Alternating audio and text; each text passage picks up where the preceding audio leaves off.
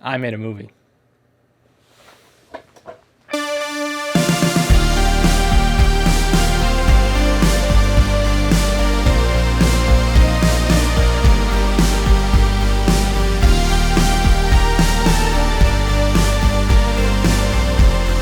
What's up, everybody? My name is Gary Lawrence, and I'm a filmmaker from Massachusetts. I just recently completed a short documentary called Backyard Pilots, and I dropped the teaser and the trailer on this YouTube channel a couple days ago. So if you haven't seen it, pause this video, go check those videos out, come back here, drop a comment, and let me know what you think. Currently, I'm entering the film into a whole bunch of film festivals across the country. If you're not familiar with that process, it can take a while. Most of the film festivals that I've entered, they take about 6 to 7 months. So unfortunately, I'm not going to be able to release the film just yet on my YouTube channel. I'll have to wait till the film festivals are over.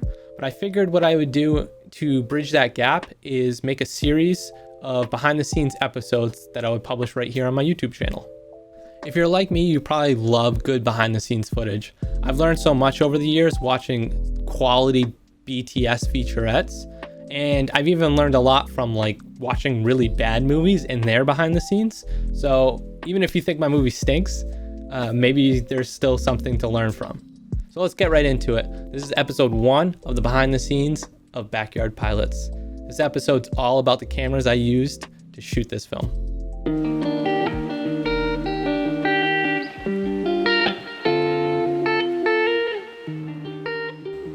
First, I have to give a big shout out to my wife, who was my girlfriend at the time, who shot pretty much every behind the scenes video you will see in the next few episodes. That includes the stills. So thank you. I love you. So the first thing I had to do is come up with a concept, right? And I've had this idea of making this documentary for over 10 years. And I finally just said, F it, let's do it. So a little bit of backstory. My parents own a house and a few acres in a rural town in Massachusetts. And on that plot of land, there is a airstrip for small aircraft. My dad has a early 1940s Piper Cub Coupe J4. And so the film is about the airstrip, which is called Meadow Muffin Airstrip, and the pilots who call it home. So there we go. Concept's done, out of the way.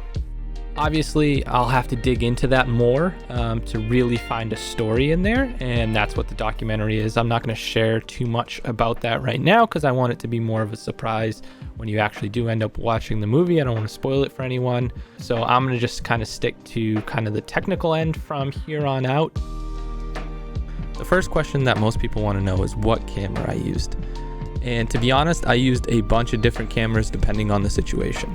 So the camera that I owned and that I used for most of this was the Red One MX. This camera is definitely not made to shoot documentaries. It's more of a narrative filmmaking camera, but it's what I had. So I tried to rig it up in a way that would allow me to shoot documentaries as quick and as responsive as possible. It's definitely not great for documentaries, and I wouldn't recommend it for that setting. It's also really, really heavy, and because of that, I ended up renting an EasyRig Vario 5, which is a contraption that basically takes all the weight off your shoulders and your back and puts it on your hips. It looks really funny, but it's an awesome product. All right, so if you're a new filmmaker, I don't want to put you off by saying I shot this on a Red. In your mind, if I say that word, the company Red, you're probably thinking this camera cost tens of thousands of dollars, but it's their first camera that they made in 2008. I bought it in 2000 and I bought it in 2016, so 8 years later. So it had depreciated in value a good amount and made it a affordable option for me. The other thing to keep in mind too is that most of this gear I accumulated over the course of 10 to 12 years, and a lot of this stuff I rented. I used this camera for years for shooting music videos and commercial work, but I wasn't going to buy a new camera just to shoot this documentary. So I tried to adapt this camera in a way that would make it feasible for me to shoot this documentary. I did end up selling this camera towards the end of filming and buying a red Scarlet MX, which is basically the same camera in a smaller body. My back thanked me. The next camera I used was the Blackmagic cinema camera, the original Blackmagic cinema camera. It's a camera that I had, and that's why it got used. It was my B camera for all the interviews. Next on the list was the DJI Zenmuse X5. This camera is actually a micro four thirds camera that's mounted to a gimbal, which means it gets really super steady shots, even if you're in motion or walking. And I did use it for the opening shot. You'll actually see it in the teaser. The shot where I follow my dad out from the porch to the hangar. That was done with the Zenmuse gimbal, and it looks really good, especially for how small the sensor is, and I love the steady shots that you can get out of it. For most of the slow motion shots that you see in the film, I use the Canon 1DX Mark II. The slow motion that comes out of that camera is just so smooth. I really, really love the image that comes out of it. Also, what's really good about this camera is the autofocus.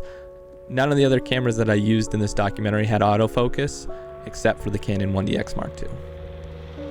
Moving down the list, I used a bunch of different GoPro Hero 5s as cameras that were mounted to the plane in various locations. These cameras are designed to be action cameras, and so it was really fun to figure out new ways to mount it to the plane to get a new and exciting different angle. For aerials, I used the DJI Mavic Pro. The image quality of the drone I was using, especially over water, just didn't really live up to the standards I was hoping for. I've since used that new DJI drone, the DJI Mavic 2 Pro with the Hasselblad cameras, and I find that to be a superior image quality. And the last camera I used was the GoPro Max. The GoPro Max is a 360 camera, which means it records everything. It's got two lenses, one that shoots 180 degrees on one side and one that shoots 180 degrees on the other side, and then it stitches it together. So you literally capture everything in 360 degrees, and then you can decide where you want to look in post. This camera was really, really cool, and it allowed me to get some really awesome angles that you wouldn't think were possible. All right, so that's episode 1 of the behind the scenes of Backyard Pilots. If you like this video, make sure you like it. Also, comment. If you do comment, I make it a habit to respond to all my comments. And if you're not a subscriber already, consider subscribing. It does help me out a lot, and it will alert you to the future episodes that I'll be releasing here over the next coming weeks. All right, until next time, peace.